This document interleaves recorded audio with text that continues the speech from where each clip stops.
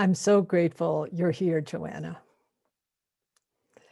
Joanna, you for me have embodied the spirit of beloved community, of Kalyana Mitra, in a way that has inspired many, many of us to recognize the profound value of community as we move forth, as we step forth in a world that is so fraught, and bring our energies, our commitments, our courage in acts that are intimate and also often global to engender transformation.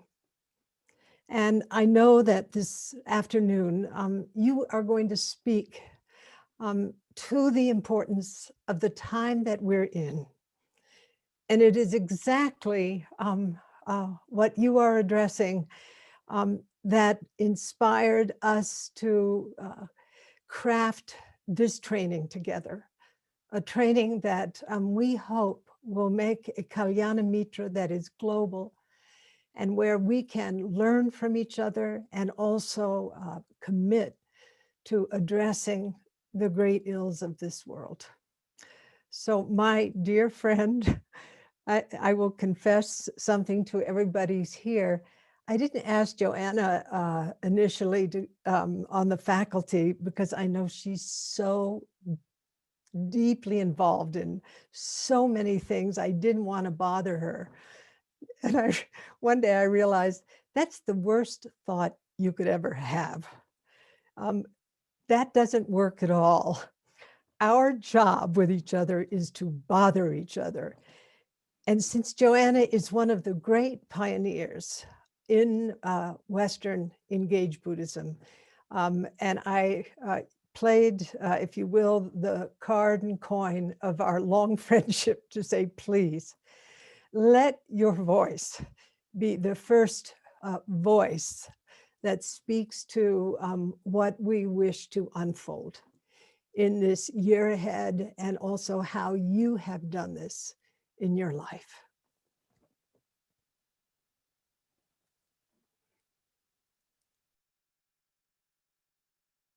Joanna, I think you're on mute. There we are. I thought it would just magically transmit. Okay. Yes. I am so glad to be here with you all, with you who are guiding this, and with each one of you who is showing up around the world to be walking together, arm in arm, or even off in a corner, walking into the Dharma with the Dharma at this moment of time. What an adventure is in store for you. You will find yourselves stretched.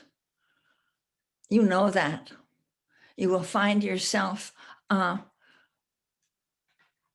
in situations and ideas, but mainly situations, and following it out in practices, face to face with our world now. That, wait a minute, how can I take this down? Okay, there. That will stretch you, and you will, there'll be moments where you will feel you're beyond your capacity, and that's the most precious time. So I am thrilled for you that you are having the spirit to go together into this for the sake of your world.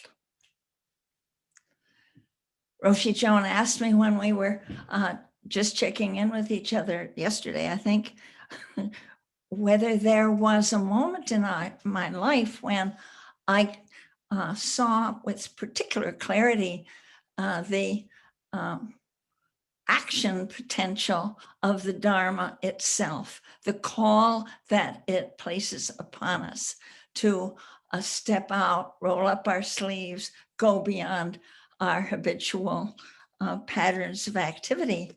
And I knew exactly which one that I often repeat to myself. My mind goes back to it, and I want to tell you about it now, because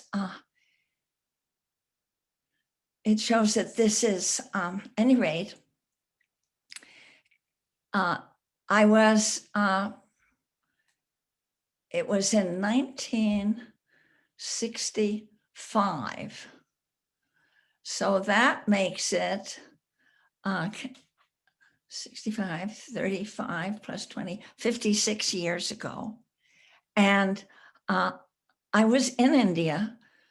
My family was working, my husband was working with the American Peace Corps, and I had become involved in working with Tibetan refugees, which was my first exposure to the Buddha Dharma.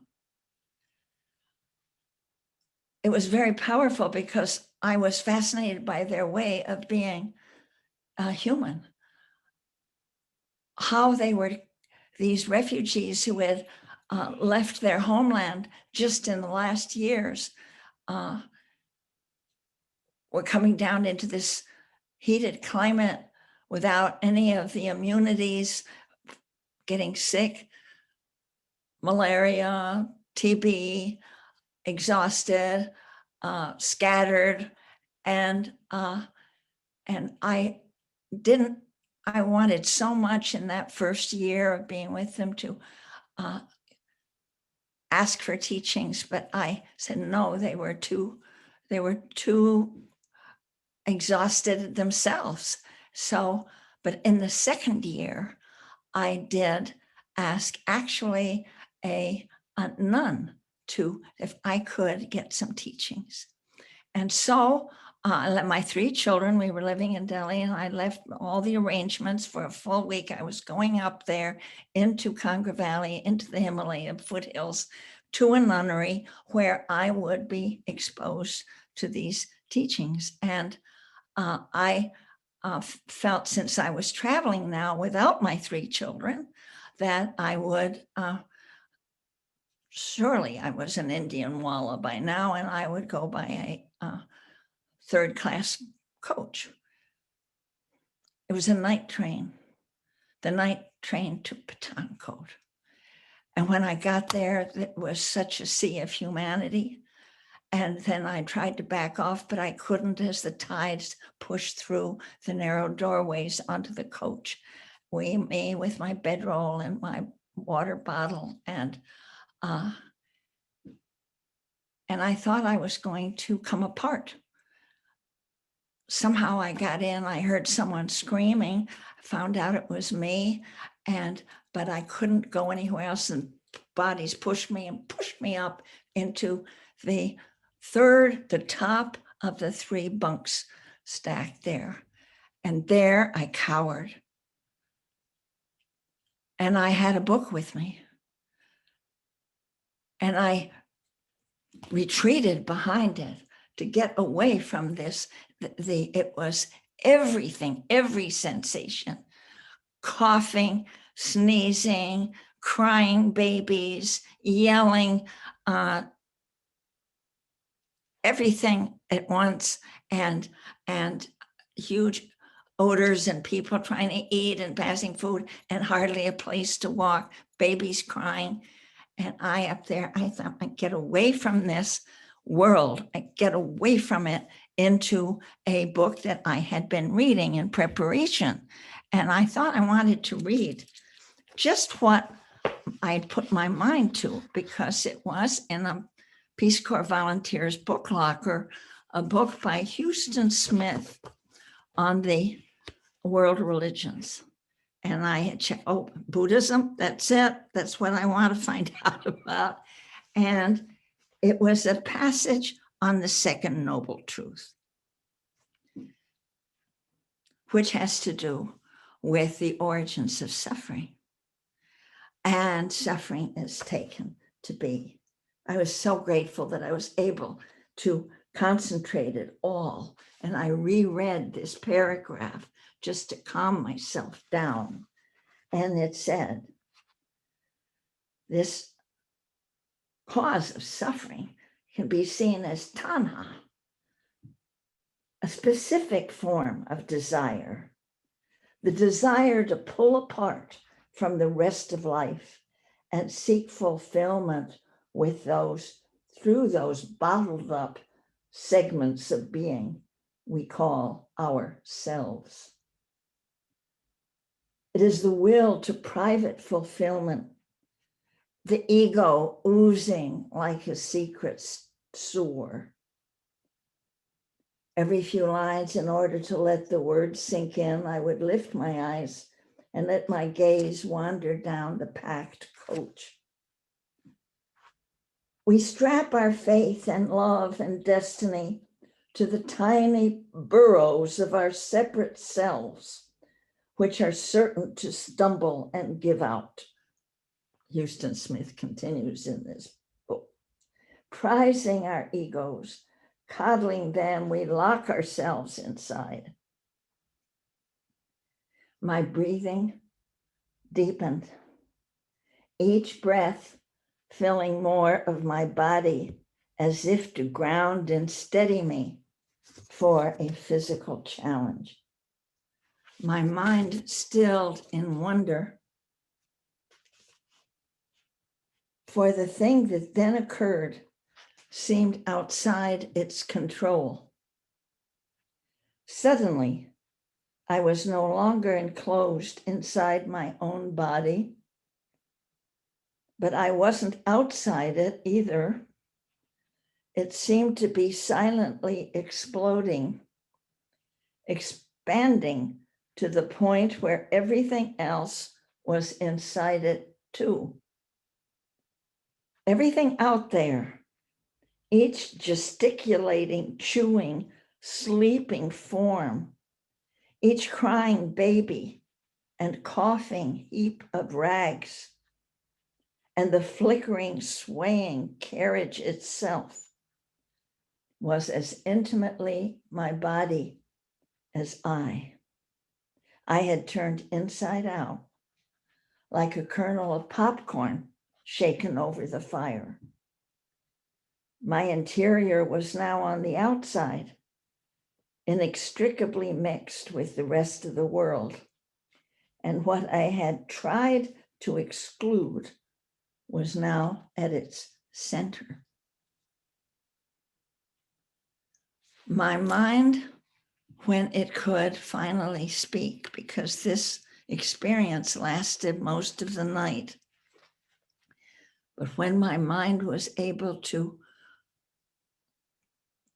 connect with me and words come, the words were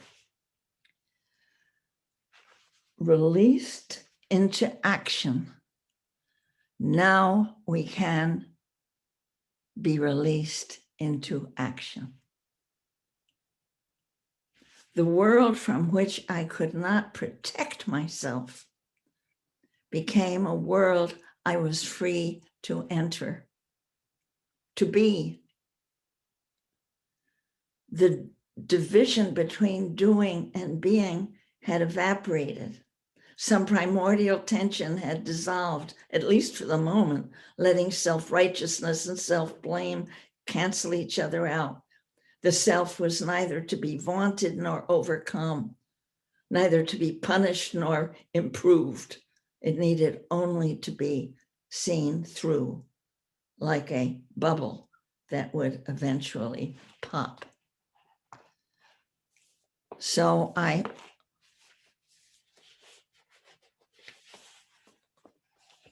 let it evaporate, that experience, when I got up to the bus and the next morning and made my way up to Dalhousie and to the Tibetan colony where my friends were and where I could find my teacher, the nun who was my teacher, and have my week of instruction.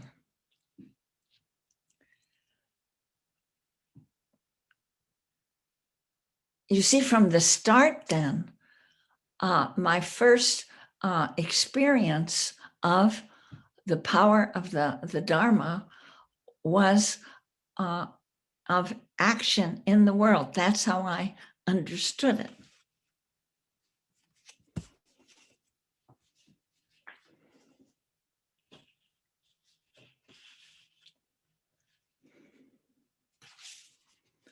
And the power of that, I could understand better the nature of it a little later. It was on that retreat that I woke up to a firm determination that I would, when I got back to the United States, to my country, which would actually be quite a while because we served in the Peace Corps in both North Africa and West Africa after that. But I didn't dim in my conviction that I would be studying. And I went to a university where I was able to not only study the Buddha Dharma, as I was already reading everything I could get my hands on, but also focus on, to my surprise, the core teaching of the Buddha, which was Paticca Samuppada, interdependent co-arising. This non-linear, the first complex body of thought in our history that was that complete with metaphysics and with psychology, that was non-linear. And then to see the other body of thought came 2.5 millennia later in systems thinking and the systems view of the world. And that I could focus and give my life to understanding and communicating that we live in, inspired then by systems and by Paticca Samuppada, the Dharma way, that we are in a intimate relationship with our world, which is not linear, not powered top down, not one-way causality, but intimately reciprocal, a mutuality. And that this, exciting at any time, thrilling and fascinating at any moment, is actually of tremendous import right now, when we seem to be, as a human civilization, on the brink of destroying our world through the depredations of global capitalism, turning our earth to commodities, turning it into money, and especially the creation of our seemingly unstoppable move toward climate catastrophe. And that this is, I'll come back to this for a moment when we come to our situation right now. But I want to use an example of, you see, we have become used to, most of the thinking that we're used to in our society is based on patriarchal one-way causality, top down. Whereas the reciprocal causality of the Buddha Dharma is not that you get your thoughts first, you understand how things are made, your conceptual ideas about the nature of reality, and then you act in certain ways. But that are what we see and of the world and how we behave with it, our wisdom and our action are actually interdependent. They are like two hands washing.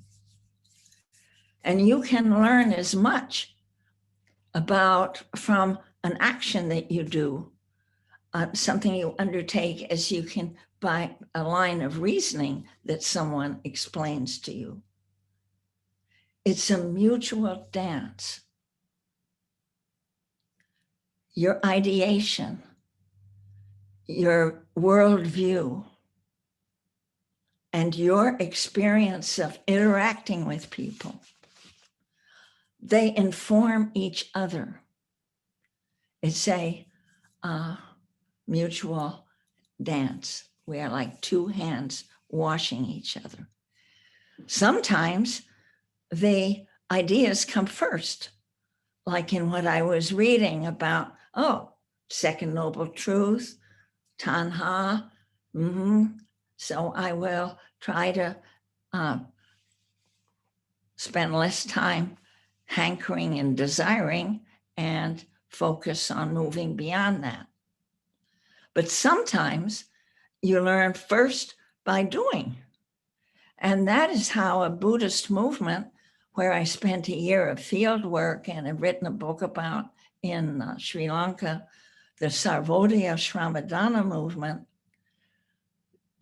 it's focused on community development. It's been acting in scores of thousands of villages. But they begin with enlisting people on working together on a project. They call that Shramadana, giving your energy, working together, linking arms, making a decision. What do we do first for our village? Shall we clean the canal, or shall we dig a latrine, or what? Then how should we do it? Who's going to organize the food? We'll get the kids to do that. Who will go and get tools from the Department of Irrigation in Colombo? So they begin with Sarvodaya organizers' guidance to do things that only later do they put names to what they do. And see, this is what we do in the Dharma. So that wonderful empowerment of finding that everything that you do at any point, and as a matter of fact, even when you mess up, when I think of the times that you are looking forward to, the next year, is it? You can expect, and I'm sure this has crossed your mind, that there will be not only external challenges, but you will sometimes feel maybe that you're not up to it, or be disappointed by yourself or your slowness in something, or you might get overwhelmed by grief or outrage at what you're discovering. You may feel you just want to give up. So in this mutuality that I'm stressing of the Buddhist way, everything is a chance for learning. So if you are overwhelmed, and this has been very basic to the work that reconnects, don't stifle it. Let yourself be with it. As you let yourself be with the despair that you feel for the world, as you learn more about it, ye gods, we're on the brink where I can't bear it. There's no point. I'm going to give up. Just hang in there with that. Look at it. Don't run. Whatever happens, as a wonderful Roshi once I heard her say, don't make a move to avoid it. Look at it. This is this grief. Be with it. This is this sense of failure. I'm really bummed. I really disappointed myself. I'm no good at this. Be with that. Be with that. I'm no good at this. And as you do that, you give it the gift of your attention, your tender attention. And it's brave. It takes courage to do that. And you can help each other do that. That's what we do in the work that reconnects with the truth mandala. Okay, so you be with and then you hang in with that great painful difficulty. Maybe it's grief, maybe it's outrage. And when you do and speak it and support it, you then, what you can see is its tantric side, or because most people we work with aren't in the Dharma, so we don't, that doesn't mean in the tantric side, but then see what it's coming from. If you look at that, it's not coming because you're crazy. It's not coming because you're weak, this grief or outrage. It's coming because you care. So you realize, you hang in with that and see that what's shameful, difficult, that you wanted to strip off, what goes against our American model of the successful person, you hang in there and you find within yourself deep caring. And that caring is your Buddha nature. And so I have no idea how I am in time. How am I?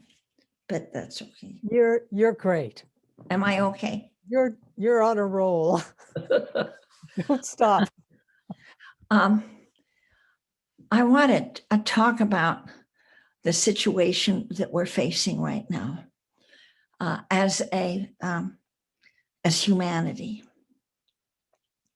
I want to talk about the planetary situation, because this too, you are doing this journey with upaya, with what the Dharma asks you to do for the world, with the world. You're doing that in a moment when it has never looked bleaker for not only humanity, but all complex life forms. And you know that there are a lot of very impressive, convincing thinkers, scientists, focusing on this and seeing that, well, I'll use Gregory Bateson's term for it, though he thought this might happen. Well, I'm afraid he foresaw it, even though it was a couple of decades back that he lived. That he said we'd come to a point where our chances of survival would be those of a snowball in hell. And so that you will look at that as a point of very real possibility. You will not run from that. You will look around you in a country that's being riven by a pandemic with its new variants. And because we've had a very inept government for the last 4 years, we are way out ahead in our inability to handle it well. And But we also have, in addition to that, we have, as a country, we're divided as we've never been since the Civil War. And this is comparable, the situation that we're in, with about 40%, some say, of our population thinking that the legitimate president is Donald Trump and that Biden is there by cheating, even though so there's a whole world view, and backed up with countless chorus of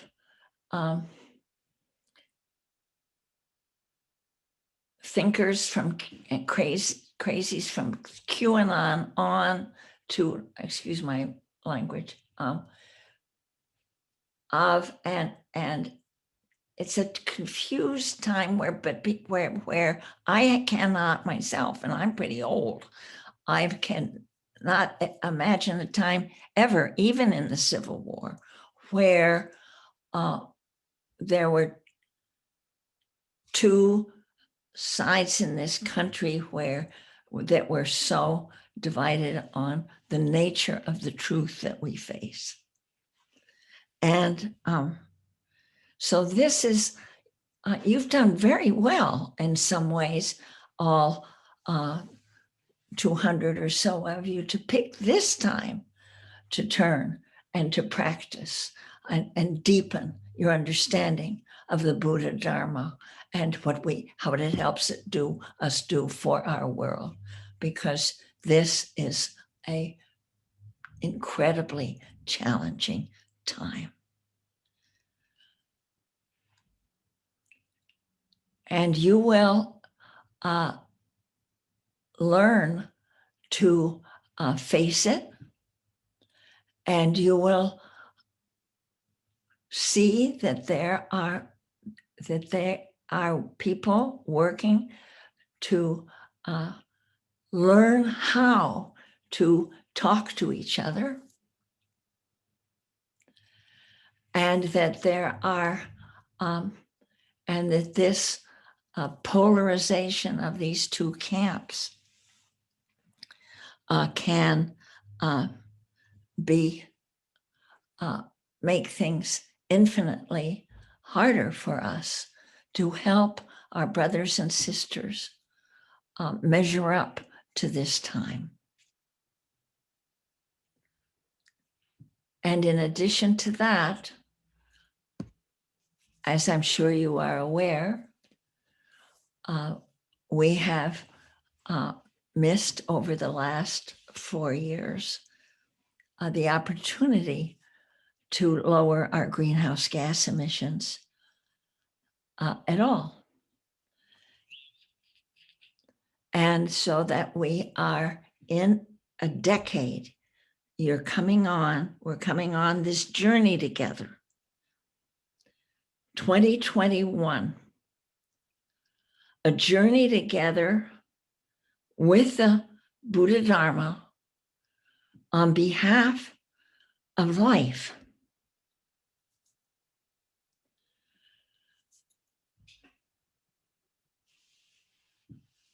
The Buddha was challenged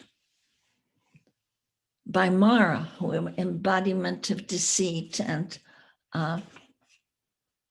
defeat, when he sat down to meditate under the Bodhi tree. You remember that probably. When he finally, having looked at 2 different avenues for seeking how do we deal with the suffering that we create and inflict upon others and ourselves. And you remember that he went to the best yogic school, achieved the highest jhanas, level of jhana, And he said, he was this prize student. They asked him to stay and teach. And he said, but that didn't answer my question. Became very adept, but it didn't tell us how to stop making suffering for ourselves and each other.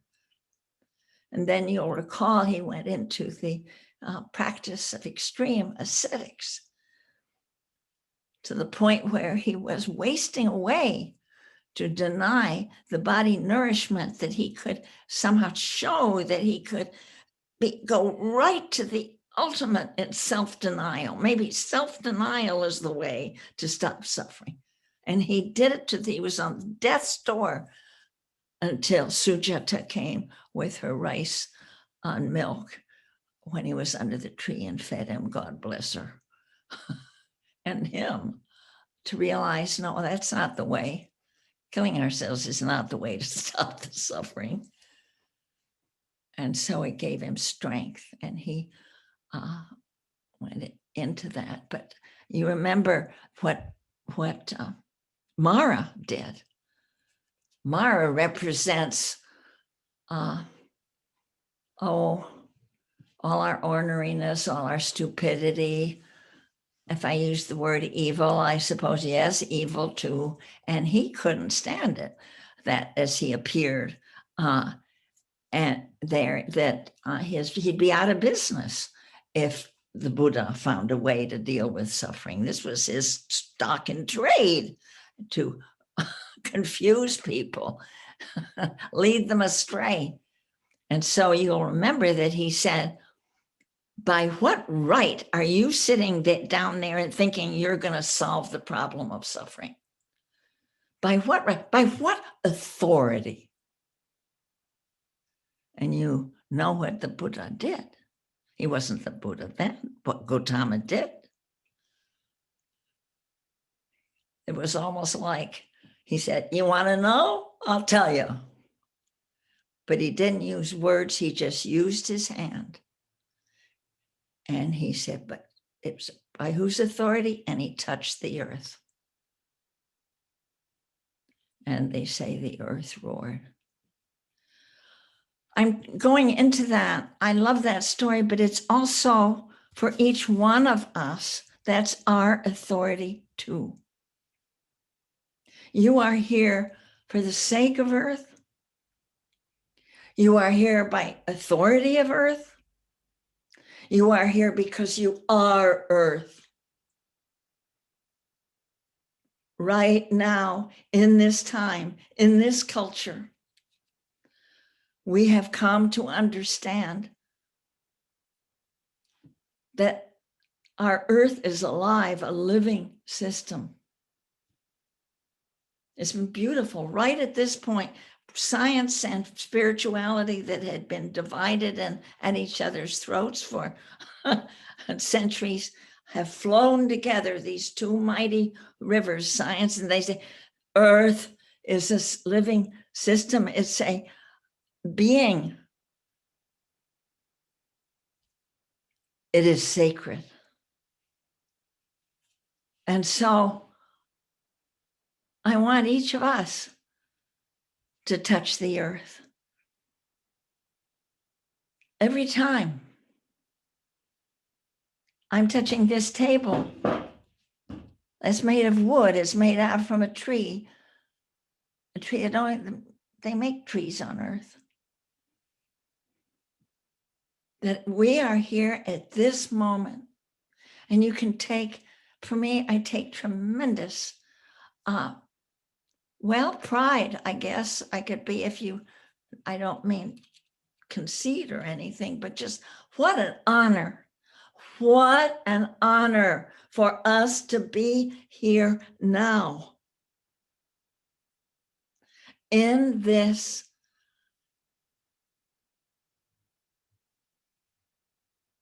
time that could be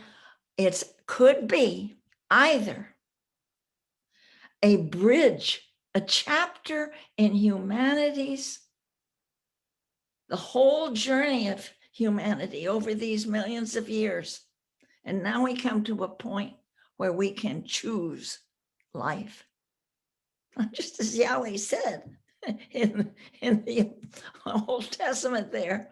Therefore, choose life. And we can help our people choose life and work together to make a bridge in this decade of the 2020s. The time we have as the IPCC, the International Panel on Climate Change of the United Nations, has made it so clear. We can still do it if we can help our people become a planet people. We don't have to agree on other things, but we have to cherish this life on this planet. We need to want to live. That shouldn't be very hard. Who doesn't want to live? So we could, one thing to be, as either one of these two, we help our people become a planet people. What an honor. Or take a deep breath, but you know what it is. It will be also the incredible honor to be here for the final closing. We'll be here, and that is sacred too. You're going to be strong enough, and you are strong enough. You've chosen this course. Of course, you're strong enough to face this. Don't run from it. And see that that too is sacred. Whether we're managed to be a bridge toward the continuity of complex life forms, or in the last chapter at their extinction. And each has its moral beauty. Each asks us to become a planet people and help each other. And it'll be so beautiful to honor our world in its last moments, as the last notes of this song fade out. We will want to sing our planet. I love the memorial for my beloved partner of 56 years, Fran Macy. How wonderful, the music we made, the jokes we told, the stories that we loved our love for him. We can do that with the earth. What funerals we'll be able to make. We can honor the sacred gift of life, a planet people. See, the stakes are big. You've chosen to make this journey with the Buddha Dharma at quite a time. And you'll live up to that. I know you can. I know it's possible. And I feel so glad to be here with you.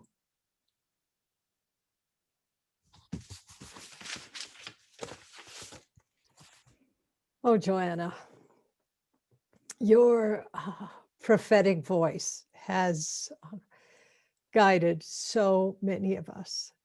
And I think setting in place the recognition that we are in a sacred time, and that there is an imperative that we do not run from it. And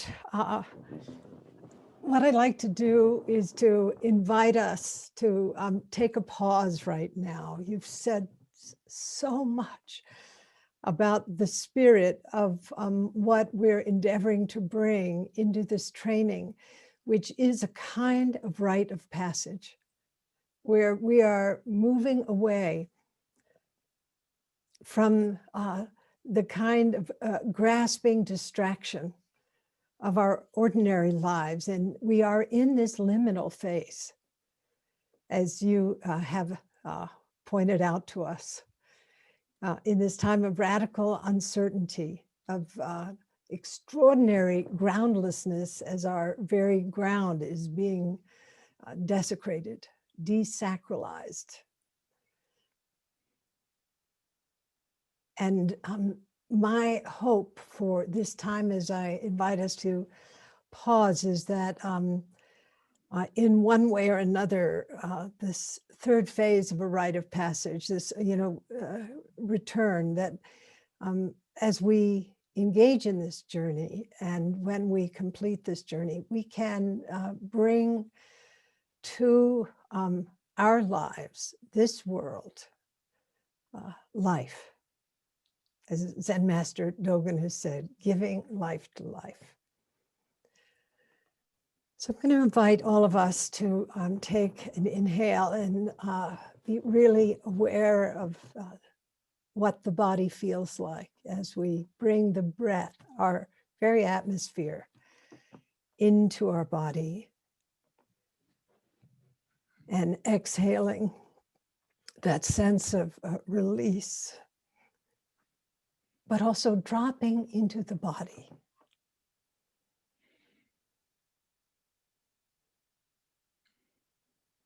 And using the breath as a kind of anchor, or as a means for allowing us to regulate our sense of deep dysregulation.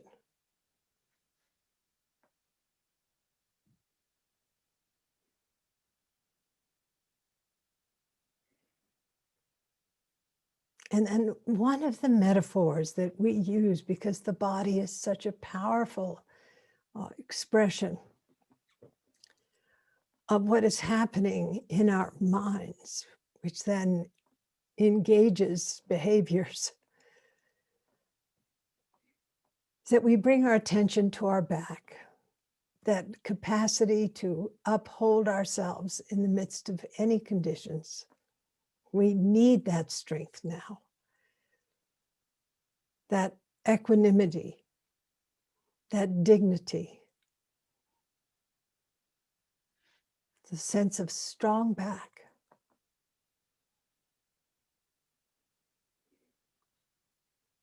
Which supports an open front. Our capacity to be really open to the world exactly as it is.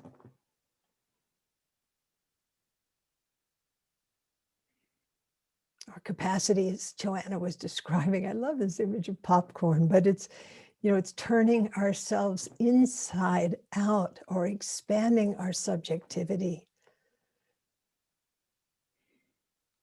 to include all beings and things.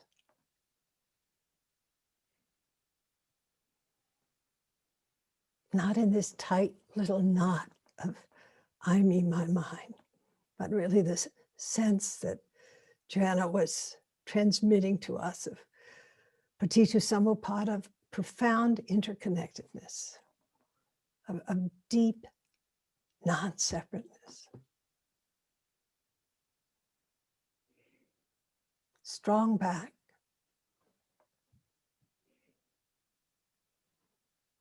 Soft front. And breath deep in the body. This body.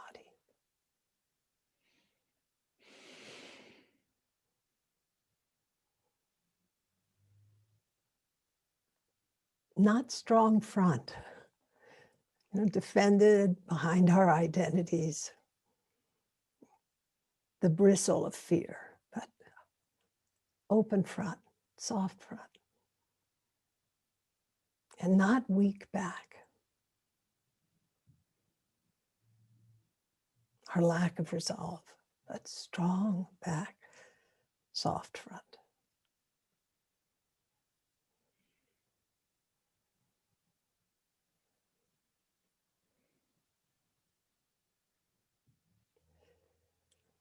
And for just a moment,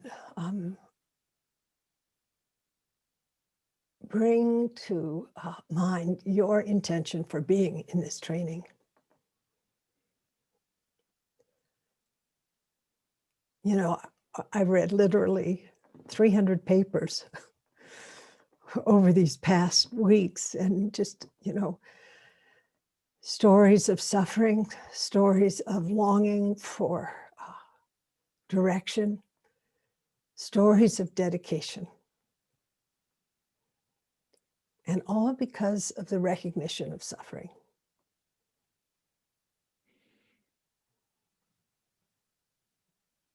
I mean, your motivation, your intention is really important. And as Joanna said, do not turn away from the first noble truth of suffering.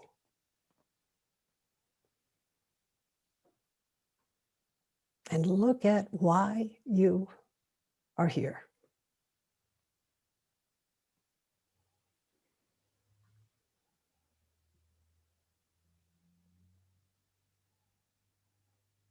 And let that sensibility or that commitment saturate your awareness.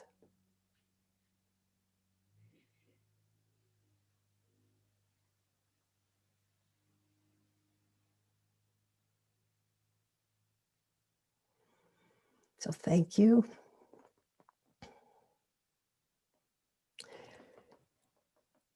So I want to, as we're moving out of this field of prophecy by my elder, Joanna, I think you're 91, is that right? Yeah. 91 years young. Wow. I think it's pretty cool, actually, that two old girls, old radicals, female voices, two elders are getting this ball rolling. And I just thank you so much. It was just really the best. And as Joanna knows, I don't want to speak so much about the door that I passed through was not also unlike Joanna's, this kind of breakdown, breakthrough. But I want to just give a little bit of structure here to some thoughts about what we're doing and why, and some of the background of socially engaged Buddhism. And I see socially engaged Buddhism as two braided streams. And one of those streams is social service. And this is the work that we do, that you do, that so many do in the hospital system, in the prison system, in our educational system, in politics, in corporations, in our communities, where we give direct service to others. And in this regard, I think often of the words of Dr. Rachel Naomi Remen, our good friend, another elder who addresses this process of service that we're engaged in this one stream of socially engaged Buddhism. She says that helping, fixing, and serving are three different ways of seeing life. When you help, you see life as weak. When you fix, you see life as broken. And when you serve, you see life as whole. So one of the things that we want to do is to really open this sort of treasure house of what it means to serve and to be a servant indeed. So this is one of the streams. And of course, that stream has been a big part of my life in working with dying people, of working in the prison system, of being part of medical teams in the Himalayas, serving in the Rohingya refugee camps in Kathmandu, and of supporting the endeavors at Upaya in relation to the unsheltered and our other projects. How do we serve direct, hand to hand, in a way that we, in a certain way, disappear in this expression of service? The other stream, which is braiding with social service, is social action. And social action is that process of addressing structural and institutional violence and engaging in actions related to social justice and social transformation, affecting not only our culture and society, but also this very earth. And we have got our hands full in this time, for sure. And in this regard, your work, Joanna, I know has also, like my work, been deeply influenced by the teachings of Johan Galtung, who's a Norwegian sociologist. And we put a link not only to Joanna's work that reconnects onto the resource page, but also onto Johan Galtung's website. And I really encourage you all to go to both of these websites and to learn about this vision of interconnectedness and also the imperative of dealing, addressing directly issues related to institutional and structural violence. But I'd like to say a few things about historical Buddhism that I think are really important for us to consider as we face the political, social, and environmental challenges of our time. And I want to cite here the work of Dr. Stephanie Balkwill, who's a professor of Buddhist studies at the University of Winnipeg. She makes an important point that Buddhism is not an apolitical religious tradition, even though it's often seen by modern Western practitioners and scholars of Buddhism as apolitical and as espousing neutrality.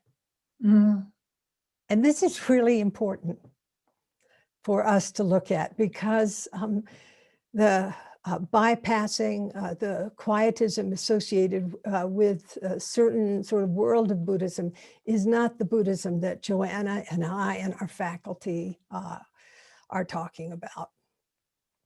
And she also says that this apolitical perspective reflects very interestingly the socially biased interpretations of ancient sources and disallows the historical realities of Buddhism as a lived tradition and not just as a literary one.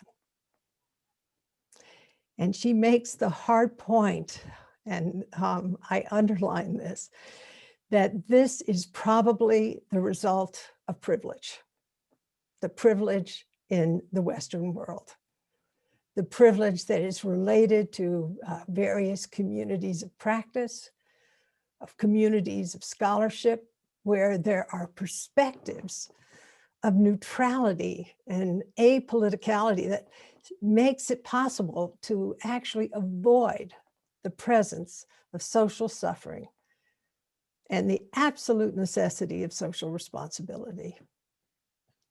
And, you know, as a result of this, often, and I mean, I have heard it, I know Joanna the same, people say, you know, Buddhists shouldn't be engaged in politics. And Joanna and I stand at the opposite end. We feel it's a moral imperative not to be morally disengaged.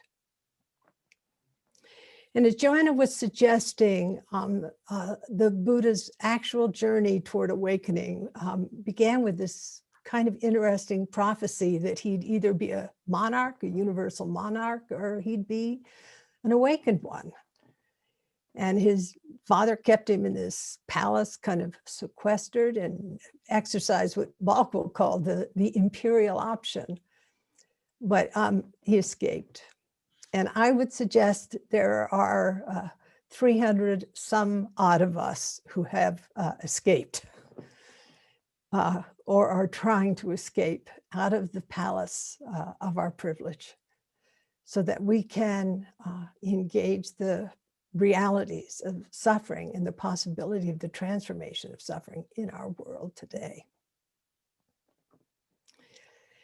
And you know, the story of Buddha's life is a really fascinating example of someone who was super political. I mean, instead of institutionalizing the caste system, this hierarchical system within the community of practice, he leveled out the caste system. He basically finished it. He flattened it.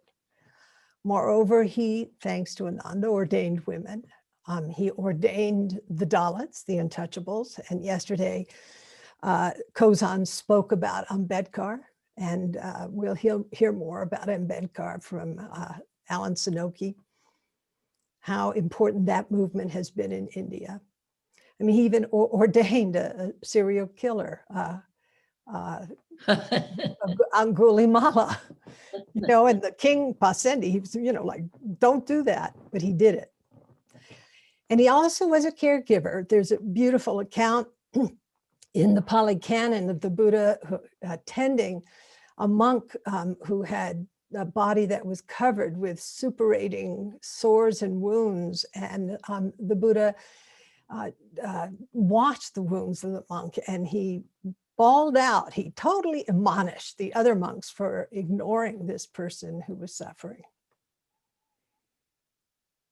So we could say that the Buddha was not only a religious reformer and also a social reformer, but he also was a caregiver.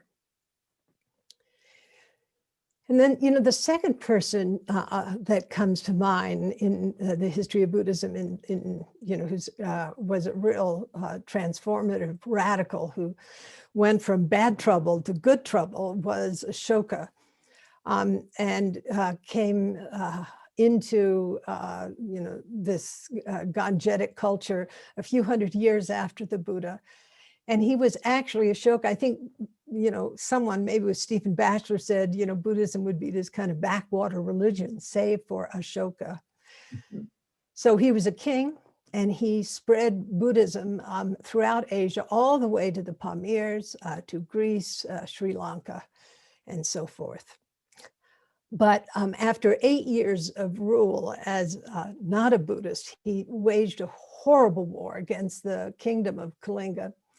And he ended up just creating such a horrible carnage that he himself was responsible for. And he was so mortified, so sickened when he saw the dead bodies, the burned bodies, people fleeing in you know, states of extreme suffering, that he fell on his knees. And in the Ashoka, Tales of Ashoka, it says he put his head and his face in his hands, and he said, "What have I done?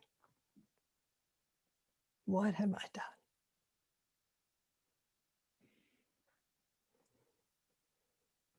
And in a way, I feel we're in that sort of moment, interestingly. We are, as you were describing it, Joanna, looking at the predations of many forms that we have been part of in our individual lives and in our global culture. And we realize we have to take responsibility, because what have we done? And Ashoka then became an extraordinary reformer. And his edicts were concerned with powerful reforms, which were based on ethical principles that he put in place in order to instantiate a just and humane society. And this included things like abolishing the death penalty, and also vegetarianism, which was not part of Indian culture prior to Ashoka. So I want to just bring a few more examples into play here because I think they're interesting. In China in the 4th and 5th centuries, there was a so-called serious decline of the Dharma, and then various Buddhist groups developed really powerful social teachings and practices that brought the tradition into engagement with the painful realities of their time. And though they were oppressed by the government of that era, the very government that suppressed one of those sects actually at this time established Buddhism as a state religion. And the influence of what is called the 3 stages vision, this is this particular group of Buddhists, deeply influenced some of the social movements associated with Buddhism in Japan of today. Very interesting. And then we have to remember, of course, that Buddhism has offered what Balkwell has called emancipatory opportunities for some of the most oppressed members of our society, including women, admitting women into the Sangha. Women then founded nunneries, provided shelter for women suffering from domestic violence, support for widows, support for orphans, and doing, deep good works for the suffering in many sectors of society. And then going back to what Alan or Kaza spoke about yesterday, one of the most powerful examples of a class-based social change is in the vision, prophetic voice, another prophetic voice of Ambedkar, who created the means for this large scale, hundreds of thousands of untouchables in India to leave the caste system and enter into Buddhism as a kind of liberation from extreme social oppression. So I want to just mention a few other people who are more contemporary with us that some of whom are still alive. Of course, Thich Nhat Hanh, Joanna and I and others were very fortunate to have been able to spend time with Thai.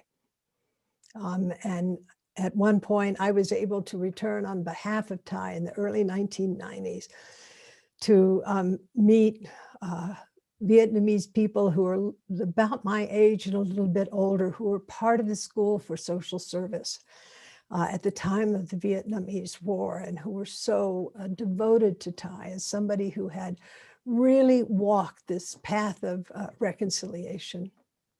And then our buddy Sulak Shivaraksha in Thailand, just ornery and confrontational.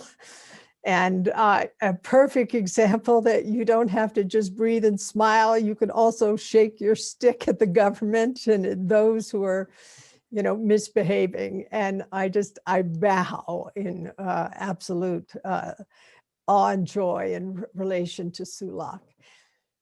And then Joanna, you mentioned Arya Ratne of Sri Lanka in this incredible movement of Shramadana, which is this, a beloved community of service to communities, of people coming together, of, all ages and backgrounds, and bringing that, the paramis, social paramis, into a lived experience of service within their own communities. And then I know Joanna also was close with Maha Ghosananda, who is this Cambodian Buddhist monk who led thousands in peaceful walks through the killing fields of Cambodia to seek reconciliation with the Khmer Rouge. I mean, this is, in our divided country, part of the work that we have to do is to what Reverend Barber has called Bridge the Divide. We have to reach across these differences. And Mahagosananda powerfully did that for years on behalf of his deep ethos toward related to peace. And then I'm also thinking of the Thai monk, Prabhupada, who ordained trees. And, you know, I think we ought to go up to the redwoods and to the great cedars of the Northwest and wrap monks' robes around them and ordain those trees to save them from the loggers, just as the forest monk Prachak did. And there's more, so many more, but I'm going to put up on the resource page, you know, something I've written up so you can dig a little bit deeper. But I don't want to finish this without bringing into focus someone you also mentioned, Aiken Roshi, our beloved Aiken Roshi, Robert Aiken, who was, until his death, he was so, you know, if there was a protest against injustice, you would find Aiken Roshi there. And and his wife. And Anne. Yeah. And then I feel so lucky because I practiced for years with Thich Nhat Hanh, and then my teachers, Bernie Glassman and Jishu Angyu Holmes, they just gave me such inspiration, but also this notion, what Isan Dorsey calls big roof Buddhism, not this more bypassing, you know, the 84,000 Dharma doors. But Bernie and Jishu really brought so much openness.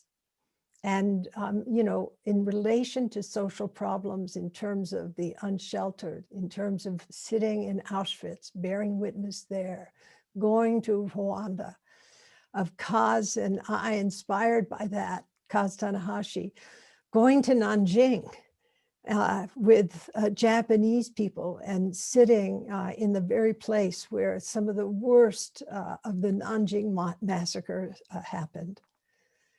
How we can go into the charnel grounds. And so this time together is about building that strong back, the soft front, that makes it possible for us to go into the charnel grounds of our world. Sometimes those charnel grounds are very intimate. Sometimes they're global. Sometimes a charnel ground is a corporation. It's an Amazon warehouse. Or it's the Apple facility in Silicon Valley. Or it's the killing fields of Cambodia. Or it's the shelter in your city. So I hope that what Joanna and I have shared gives you some sense of what it is we're endeavoring to open up in this year ahead. And as Joanna has suggested, we don't want this to be easy, because we're not in an easy time. And we also, having been through so much, Joanna at 91, me at 78, continuous failure, continuous learning, I hope. We also know that our very mistakes, you know, where we've fallen off the wagon, where we've been able to correct course, it's exactly at those places where our learning is deepest. So Joanna, I want to thank you so much, my dear. And I just want to open up, you know, we have 8 minutes, you and I just raved. You know, you can't keep these old gals down. But Joanna, really just being able to fly into your sails and be part of your wind is such a privilege. And to think of the spread of your family that's sitting here with us right now around the world. Well, And yes. I say yes. So I see Eileen says, and there's an escape route, and that escape route is this deep practice of awakening. So I'd love to take a few questions from our community and ask your permission for us to receive those questions. Maybe, No worries. maybe stay just a little bit longer than the appointed time frame of this session. So if you have a question for Joanna or one for me, we're here, and just go to Essence and hit the raise hand button wherever that may be. And Joanna, Noah G, are you there? So if people don't know where the raised hand button is, it's going to be at the bottom of your screen under reactions, and you'll see clapping hands and thumbs up and a heart, and right under all those emojis, you'll see raised hands. And we'll just go in order of who finds that button. And first we have Zoe. Zoe, I think I have to unmute you. So let me do that. And just go to Essence, because I'd love us to have about at least half a dozen questions. Hi, my question is simple. With so much that needs to be done and so many people who need support, I'm just a little bit overwhelmed by choosing where to focus my energy and attention. And I just wonder if there's any guidance along those lines. Joanna? What your itch? If you have an itch, if you have a place where you look at a paper, you turn to it. What is it that you love that you're worried about? Or what is it that, let your life and your appetite be your guide. Okay. Thank you. Thank you, Joanna. Thank you, Zoe. And I just want to say, before I unmute you, Reggie, you're up next, that if you're on an iPhone, it won't be under reactions, it'll be under more, and then you'll see the place to raise your hand. So Reggie, you're up. Go ahead. I think I just unmuted you. Yeah. Hey, Reggie. Yeah, blessings, Roshi. Joanna, thank you. I don't really have a question. I just want to give deep gratitude for the spectrum of the wisdom that you shared with us, right? In saying that this moment is both pregnant with possibility, and if this is the end, that's also sacred, because we don't often hear both sides of that coin, right? So if this is the end and we have been chosen to stand in the breach for this end, that's sacred also. So I want to thank you for that philosophical, because I'm a bit of a nerd. So I want to thank you for that philosophical girding, because whether it works, quote unquote, or doesn't work, it's still sacred, and it's a blessing and an honor to serve that. So I just want to thank you for that wisdom. Absolutely. Thank you. Thank you, Reggie. Mohan. Oh. Hi, Moses from Singapore. There we go. Hi, Roshi. Hi, Joanna. Hi. Thank you so much for the wisdom. My question is, how do we balance being released into action with cultivation and waking up? I often find there's such a tension there. So if you could speak to that, I would be most grateful. I didn't quite get the question. How do we balance being released into action, being engaged with, I suppose, sitting under the tree, cultivating ourselves, waking up? It seems to be a perpetual tension that I be with. So how do we wake up and still be engaged? Mm-hmm. Well, just see how long you want to stay under that tree when you're in this journey with Joan and the others. I can think that you'll find yourself again and again, or maybe you will find that there is part of you under that tree as you're running down to help out a family in a burning house.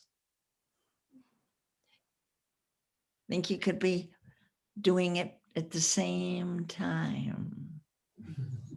Yes. Thank you, Moses. Mac Mitchell, I'm gonna unmute you.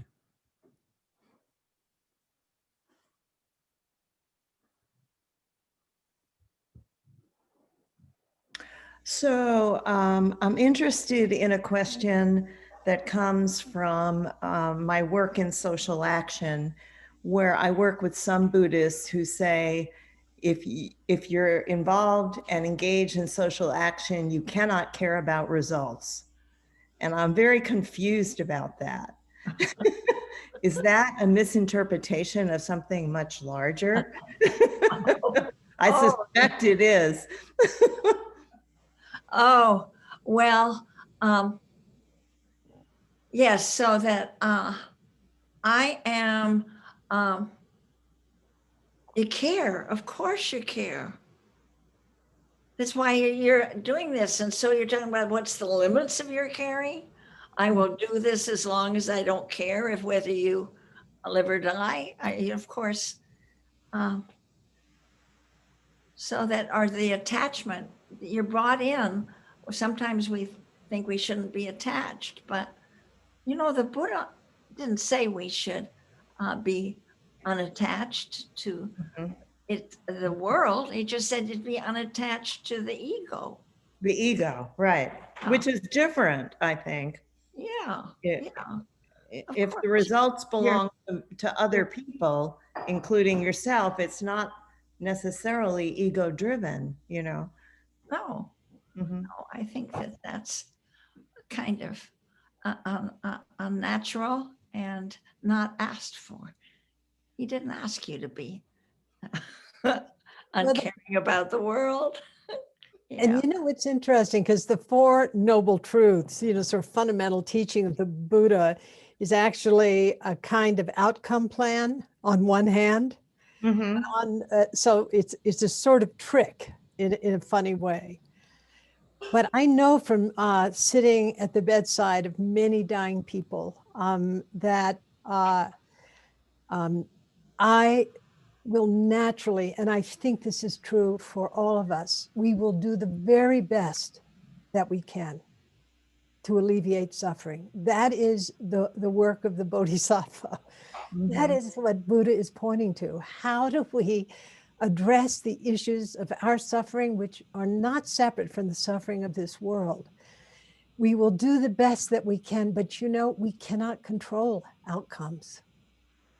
And I think that is right there is the little will piece on which everything pivots. It's the recognition of fundamental uncertainty or groundlessness. We can't control outcomes. And when we try to drive from the ego, as Joanna is saying, a dying individual toward a, quotes, good death,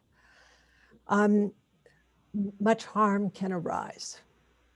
So we're living, you know, in this paradox. You're doing the best you can. Your imperative is to transform conditions of suffering, but it's also out of wisdom to recognize that if you're attached to the outcome of a good death, for example, or the ending of a war, and it doesn't end, like in the Sudan, or the person dies a hard death, if you're attached to that outcome, you know, you want the best, it will breed futility and disable you. So then you're glad for your strong back then. Yeah. Thank you so much. Really. Thank you, Mac. Patricia. I thank you so much, Roshi Joan and Joanna. My question is sort of similar. You know, I'm very interested in working on soil and carbon absorption, and what I'm so struck with is how quickly people negate any solution. this isn't going to work, that's not going to work. As a culture, if there's not a quick answer, people start negating things before you're even out the door. So I just wondered internally how you, with the tools that you use to, I know you keep showing up, but I just find this culture is so quick out of fear to want to, say nothing works. Mm-hmm. Mm-hmm. Well, your body helps so much. The breathing helps. And then the heart. My heart keeps wanting to have it be okay for someone. And then the breathing helps you be with the person, whether it's okay or not. I love the way watching how Roshi Joan just took all the holding what we've just been talking about so beautifully with the going straight to the body, breathing into the back and the firmness of it, breathing into our front and the openness of it. And to know that you just are asked to show up, that's all. You're not asked to succeed. Yes. Joanna, thank you for saying that. And you know something, I don't mean to engender another conspiracy theory, but one of the ways that we get disabled, our spirit is choked off, is through this meme of futility. There's nothing that can be done. And don't buy it. It's not the case. Every moment, as Thich Nhat Hanh says, it's a miracle. It has within it just incredible potential. And it's Rebecca Solnit, our wonderful friend, talks about this, and also Joanna. Joanna calls it wise hope, or she calls it active hope. I call it wise hope. Rebecca calls it hope in the dark. I mean, this is, you have to really work with your attitude. It's so easy to have sinking mind. But this is a different ethos and a different spirit. So great question, Patricia, thank you. I want to be respectful of time, and I see my friend Jenny Lacoste, who's been working, is an MD in San Antonio, Texas, in the middle of the pandemic. And I'd love to call on you, Jenny, because I know you're in the thick of it, big time. Yes, it's been busy. But my question is kind of maybe it's an unanswerable question, but I want to throw it out there. In the work I do, and I've shared with you a lot about my work, with palliative care, there's so many intersections of different social justice issues and equity. And I guess I struggle with finding a balance of, kind of staying on track, because I see these like boundless opportunities to help, but I also have limitations, and I recognize I have significant limitations. So I struggle with how to balance all of that into something that's meaningful or on task, or how do I make the best impact with the resources I have within myself or my system or community, and how do I expand that? And I don't know the answer, but I thought I'd throw it out there. Well, Jenny, that's a big and important question. And I actually, it's too big to address in the time we have right now, but it is going to be an ongoing inquiry. One is to how we see our own limits with compassion, just as we view the suffering of others. You know that line. How to value and respect our own need for care, self-care, and also not engage in pathological altruism, which you read the book, you know it well. And also to know from another point of view, and I think Joanna is an incredible example of this. At the age of 91, you know, just energy is flowing through her. That there is a point where you drop into this sense of non-separation and you're just showing up moment by moment free. And she paid for that. She got worked for it. And I think you're being worked for it as well. What you're doing in your hospital in Texas is just staggering. What you hold every single day. And I hope in the course of this year, we'll learn more from you because you always ask the beautiful but hard questions. How do we actually take care of the world and ourselves not separate from it? Thank you, Jenny. So we are at the end of our time.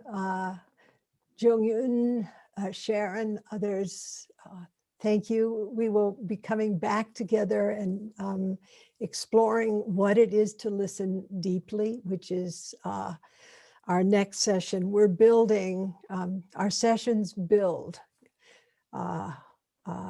throughout this year, and the next is with Tova and this how important listening is. And Joanna, I just thank you with all my heart on behalf of our Upaya community. Kozan, do you want to reflect and then we'll conclude? You know, we couldn't have started with deeper heart, Joanna, to have brought you in, to have brought us in to that experience of connection and acceptance of our grief and of this place we are right now in the world. So I just want to thank you as well as we begin this journey to have kind of seen us off in this way with this deep connection and heart. And for all of us, I want to, encourage you to look at the resource page. There's a lot of incredible speakers on there, a lot of incredible books to peruse, see kind of what speaks to you. There's probably too much to read all in 1 week or 1 month. Hopefully we kind of walk through it together over the year. And to say that before Tova Green comes and joins us at our next meeting, which will be about deep listening, that Senator Tom Udall the day before, on the 17th, I believe, on Wednesday, will be giving our evening Dharma talk at 5:30 Mountain Time. And that'll be a different setting. It will be, as we do our evening Dharma talks, might be similar to what we did last night, but to mark that on your calendars and to join us for that. It'll be very interesting. He, recently departed the craziness in Washington, and I look forward to his reflections on that. I know it was not easy for him to be in that particular house on fire. So to join us for that as well, and to know that in the coming weeks, you'll hear from me about the collegial steward groups that you're in, so that a month from today, you'll be having your first meeting and you'll know what that meeting will be. So thank you all for joining us tonight. Thank you, Roshi. Thank you, Joanna, so much.